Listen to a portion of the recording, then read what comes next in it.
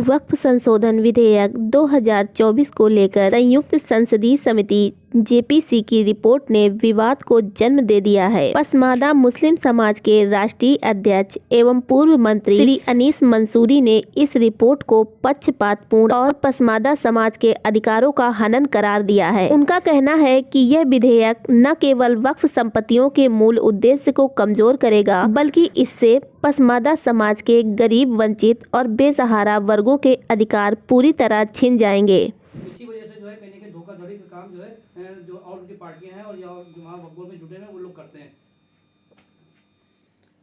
देखिए, कल इन्होंने अपनी रिपोर्ट सौंप दिया और देश के अंदर जितने भी कौम के ठेकेदार हैं अभी तक उनकी आवाज़ चूं से पूं नहीं हुई। वो सारे के सारे लोग डरे हुए हैं क्योंकि वक्फ संपत्तियां उनके पास है और वो इस मुद्दे पर बोल करके सरकार से पंगा नहीं लेना चाहते हैं कि अगर हम इस पर ज़्यादा सामने आएंगे तो हमारी कलई खुलेगी और हमसे वो ज़मीनें छीनी जाएगी और मेरे खिलाफ ईडी सीबीआई की जांच सरकार शुरू कर देगी। इस दहशत के मारे अभी सब लोग चुप्पी साधे बैठे हुए हैं। अनिल भाई, सनातन बोर्ड गठन करने की बात चल रही है और उस पर धर्म संसद और तमाम साधु संतों ने कहा कि वक्फ बोर्ड है तो सनातन बोर्ड क्यों नहीं? आप इसको क्या, इस मुद्दे को कैसे? नहीं, हम बिल्कुल नहीं चाहते हैं कि हमारा वक्फ बोर्ड है, हमारे वक्फ बोर्ड को स्वतंत्र रखा जाए। सरकार के अधीन नहीं काम करेगा हमारा वक्फ बोर्ड, क्योंकि सरकार की मंशा साफ नहीं है। अगर वो सनातन बोर्ड बनाना चाहे तो मुझे कोई दिक्कत नहीं, वो अपना बनाए, जहाँ पर उनकी सनातनी उनके लोगों ने वक्फ किया हो, राजाओं ने ज़मीन वक्फ किया हो, सनातन उसको ले। हम उस पर कोई हमारा कोई टीका टिप्पणी नहीं है। अगर सनातन बोर्ड बन रहा तो मेरा कोई हस्तक्षेप नहीं, लेकिन सनातन बोर्ड में वही है जैसे वक्फ बोर्ड में हमारे पुरखों ने ज़मीन वक्फ किया था।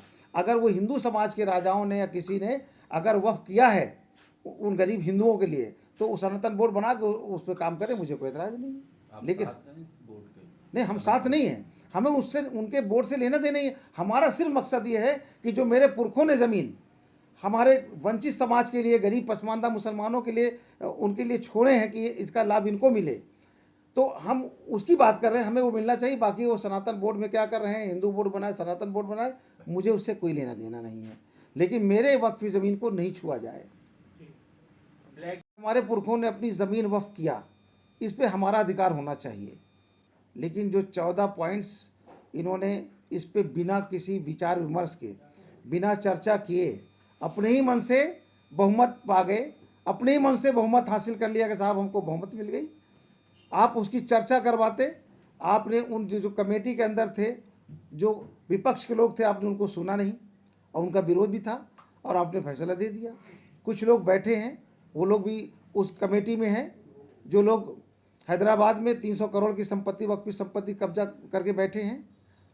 शायद उनकी क्या मंशा है ये तो वही बता सकते हैं, लेकिन कहीं ना कहीं मुसलमानों के दिलो दिमाग में बात है कि जो लोग वक्फ संपत्ति को 3000 करोड़ संपत्ति कब्जा किए बैठे हैं, वो हमारे लिए सरकार से डील करेंगे और अपने आप को बचाने की कोशिश करेंगे। तो कहीं ना कहीं ये जो लोग मिले, इससे लगा कि वो उनके पास जो भी है, जो भी एम्पायर खड़ा किया है वक्फ बोर्ड के मदद से, उसको बचाने के लिए वो पूरी कोशिश कर रहे थे और लगभग डील इसी पे तय हुई कि साहब हमको बचा दीजिए और आपको जो करना करिए। आज वही ये सरकार कर रही है और मुझे बहुत अफसोस के साथ कहना पड़ रहा है कि ये संपत्ति मुसलमानों की है और इसमें सरकार का क्या, कुछ नहीं। लेकिन सरकार एक ज़बरदस्ती सब लोकतांत्रिक, ये जो फैसला आया है ये लोकतंत्र की हत्या करने जैसा है। ये गैर जिम्मेदाराना फैसला है। ये सरकार का एक तरफा, सरकार को लाभ पहुंचाने का, और जो कमेटी के पक्ष के लोग थे उनके, ये सारे के सारे सरकार को खुश करने के लिए सरकार के इशारे पर इस तरह के उन्होंने बात की। और अफसोस की बात यह है कि इस लोकतंत्र में जब आपको सुनना नहीं था, कमेटी के मेंबरों की बात माननी नहीं थी, तो कमेटी बनाया क्यों था? आप थोप देते कि साहब हमने थोप दिया, लेकिन आपने एक बहाने से ये इस तरह की हरकत की कि हम कमेटी बना देंगे, कमेटी में 14 लोग समर्थन कर देंगे, बाकी खारिज कर देंगे, उनका मकसद पूरा हो गया। लेकिन ये हम होने नहीं देंगे।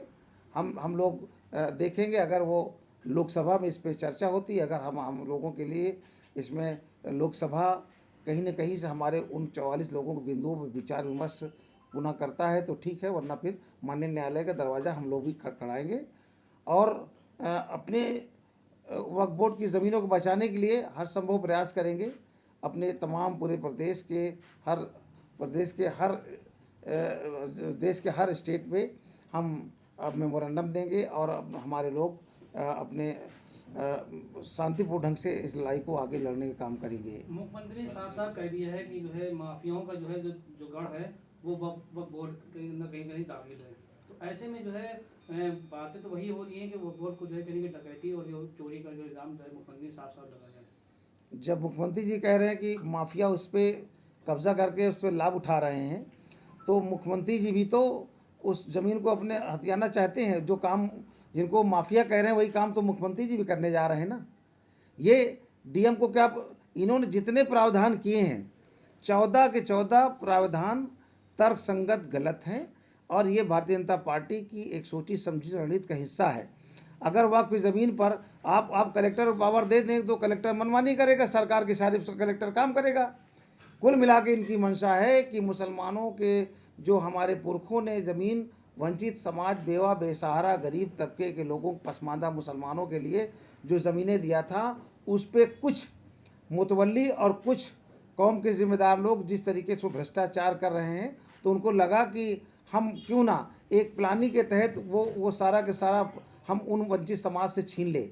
तो ये सरकार की जेपीसी कमेटी की रिपोर्ट से सबसे ज़्यादा अगर नुकसान हुआ और सबसे ज़्यादा अगर प्रभावित हुआ है तो वो समाज, जिस समाज के लिए, पसमानदा समाज के लिए माननीय प्रधानमंत्री जी घड़ियालू आंसू बहा रहे हैं, बार बार पसमानदा के हालात पे चिंता जता रहे हैं। अगर सच में पसमानदा के हितैषी थे तो ये जो भी वक्फ बोर्ड का फ़ायदा होना था, जो भी वक्फ बोर्ड के लिए प्लानिंग करनी थी, वो पसमानदा मुसलमानों के लिए करने चाहिए थे।